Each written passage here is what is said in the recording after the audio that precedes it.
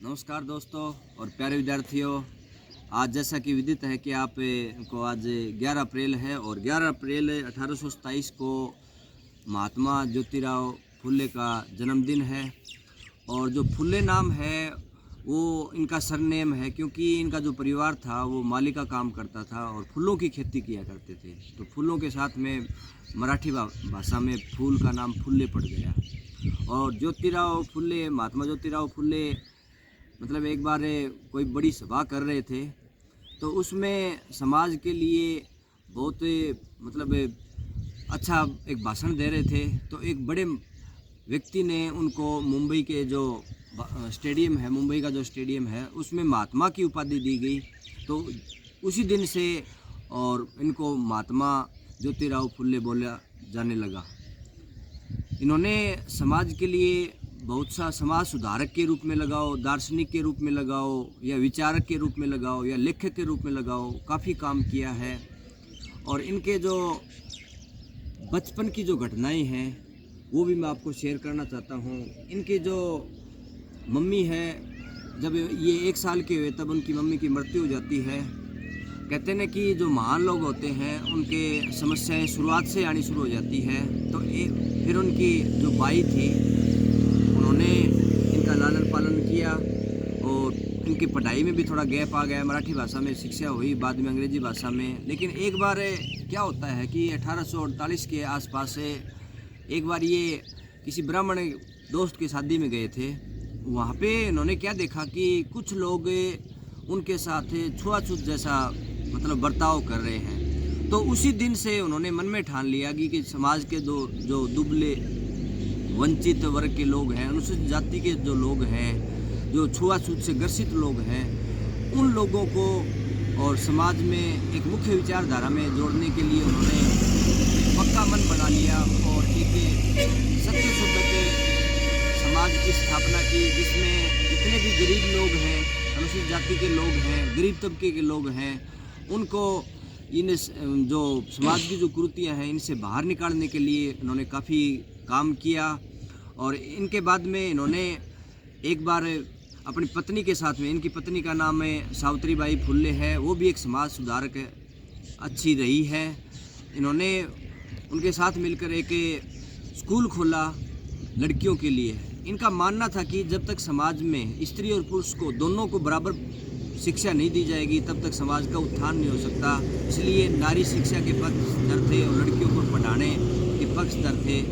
तो शुरुआत में इन्होंने जब स्कूल खोला तो कोई टीचर नहीं मिला, तो अपनी पत्नी को खुद पढ़ाया और अपनी पत्नी को टीचर बनाया। लेकिन उसमें भी कई लोगों ने व्यवधान डाला कि ये स्कूल नहीं चला सके।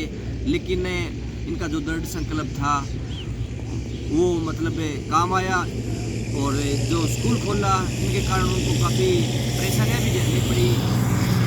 एक बार तो घर भी छोड़ना पड़ा, लेकिन उन्होंने लास्ट तक हार नहीं मानी और एक ऐसा स्कूल खोला जिसमें लड़कियों को अच्छी शिक्षा दी जाती थी और समाज के जो वंचित वर्ग के लोग थे उनको मतलब इस प्रकार से आत्मनिर्भर हुआ जाए और जो समाज की जो कुरीतियाँ हैं इस प्रकार से जाए।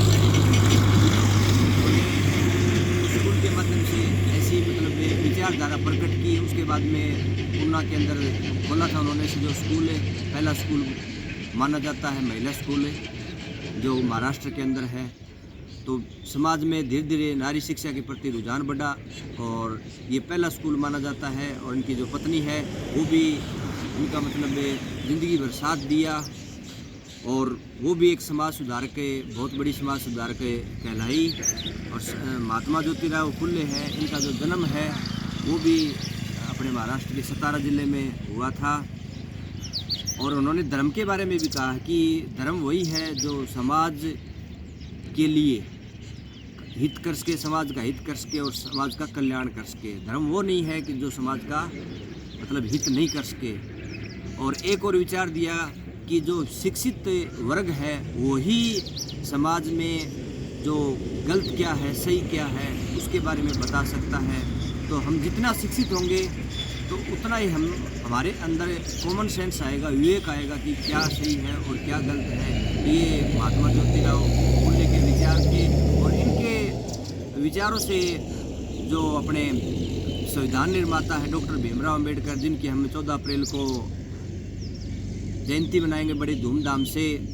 तो इनके विचारों से वो भी बहुत प्रभावित थे और उन्हीं के विचारों से प्रभावित होकर उन्होंने भी संविधान के अंदर ऐसे कुछ आर्टिकल्स डाले जिनसे आज भी जो वंचित वर्ग है समाज का उनको काफ़ी फ़ायदा हो रहा है और मतलब उनसे प्रेरणा ले रहे हैं। तो मैं भी आशा करता हूं कि आप भी जितने भी गरीब तबके के लोग हैं, वंचित वर्ग के लोग हैं, अनुसूचित जाति के लोग हैं, जनजाति के लोग हैं, जो समाज की मुख्य विचारधारा में अभी तक नहीं जुड़े हैं और जो जगह जगह मतलब छुआछूत का या अन्य चीज़ों का जो दस्त झेलते हैं, उनको आप सपोर्ट कीजिए। और कहते हैं ना कि हरा भरा जो पेड़ होता है उस पर हर प्रकार के पक्षी आते हैं, लेकिन जब पेड़ सूख जाता है तो उनके ऊपर कोई पक्षी नहीं आता।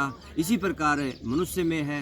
मनुष्य में क्या है कि जो व्यक्ति अमीर होगा, साधन संपन्न होगा, उसके पास तो सभी आएंगे, लेकिन जो गरीब तबके के लोग हैं उनके पास कम से कम लोग आने की कोशिश करेंगे, उनकी हेल्प कम करेंगे। तो आज महात्मा ज्योतिराव फुले के जो जयंती दिवस पे सभी को हार्दिक शुभकामनाएं और हम ऐसा समाज में ऐसा काम करें कि हमारे कारण चाहे एक ही व्यक्ति का कल्याण हो, ऐसा कुछ कार्य करें। सभी को धन्यवाद।